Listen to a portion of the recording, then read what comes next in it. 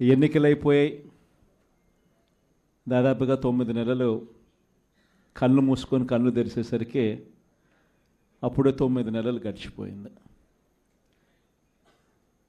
నిజంగా 2019 నుంచి 2024 మన ప్రభుత్వం ఉన్నప్పుడు, అంటే వైఎస్ఆర్సిపి జగన్ 1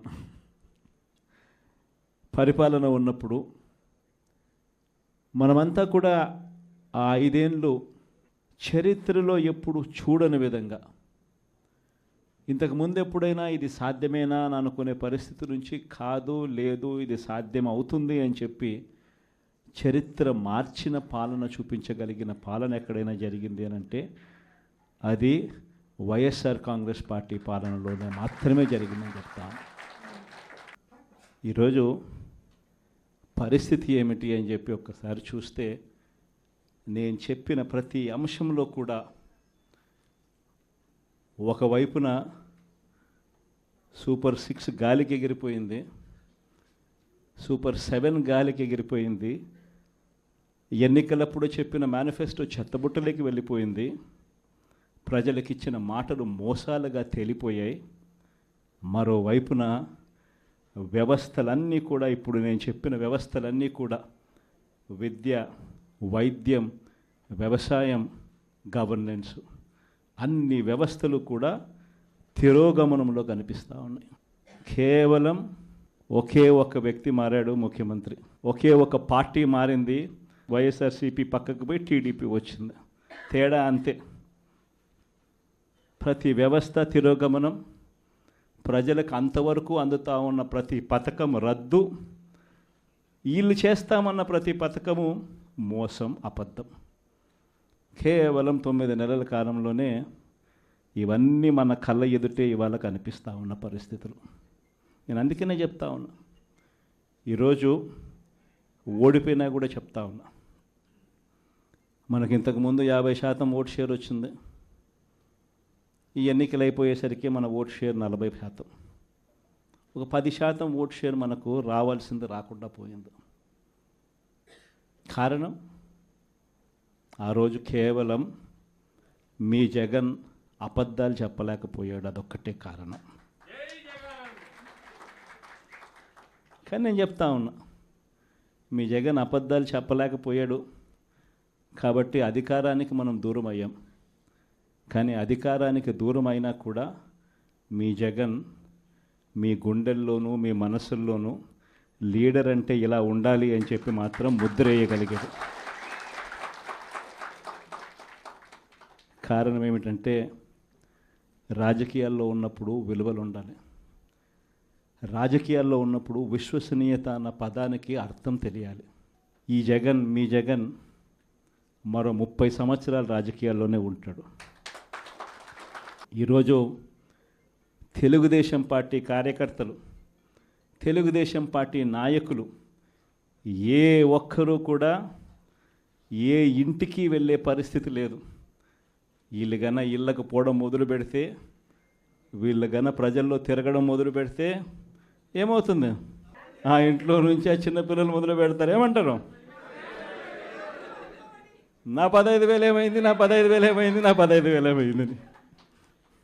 ఆ ఇంటికి వెళ్ళినప్పుడు ఆ ఇంట్లో ఆ చిన్నపిల్లల తల్లులు, ఆ పిన్నమ్మలు అడుగుతారు, ఏమని? నా 18,000 ఏమైంది, నా 18,000 ఏమైంది, నా 18,000 ఏమైందని. ఆ ఇళ్ళకు పోతే ఆ అమ్మలు, ఆ పిన్నమ్మల అత్తలు, వాళ్ళ అమ్మలు వాళ్ళేమడుగుతారు?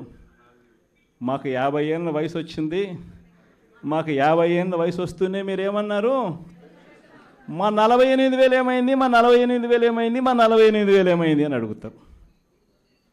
ఆ ఇళ్ళకు పోయినప్పుడు ఆ రైతులు ఏమడుగుతారు?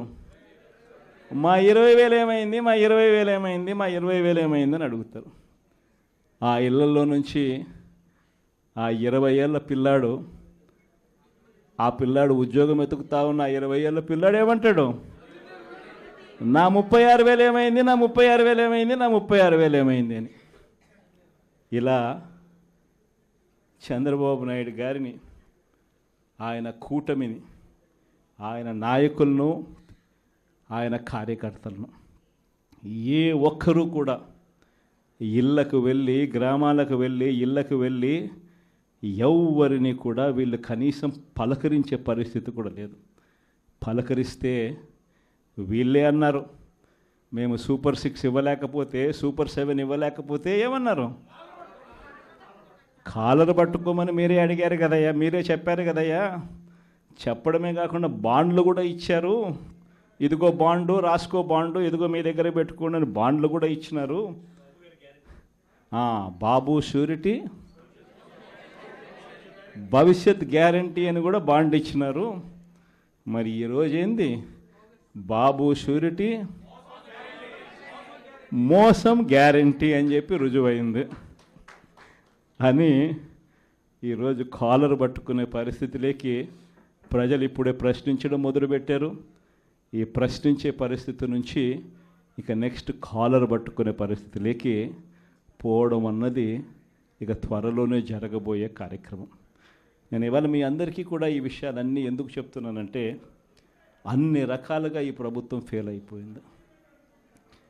ఈరోజు ఈ ప్రభుత్వంలో జరుగుతూ ఉన్నది ఏమిటి అని అంటే, స్కాములు తప్ప ఇంకా ఏమీ జరగడంలో. ఈరోజు రాష్ట్రంలో ఒక ముఖ్యమంత్రిగా ఒక పాలన సాగించేటప్పుడు, ఒక పార్టీ అధికారంలో ఉండి పాలన సాగించేటప్పుడు ప్రతి పార్టీకి కానీ, లేకపోతే ప్రతి ముఖ్యమంత్రికి కానీ, ఆ ప్రతి నాయకుడికి కానీ, ఆ పార్టీకి సంబంధించిన ప్రతి నాయకుడికి కానీ ఏమనిపించాలి? అదిగో మా నాయకుడు, కాలర్ ఎగరేసుకొని చెప్తున్నాం, తన పలానా వాడు మా నాయకుడు అని చెప్పుకునే పరిస్థితి ఉండాలని ప్రతి నాయకుడు అనుకుంటాడు. ఈరోజు పరిస్థితి ఏమిటి? Do subscribe Saksham Vizag. Watch, like, share and comment. Thank you.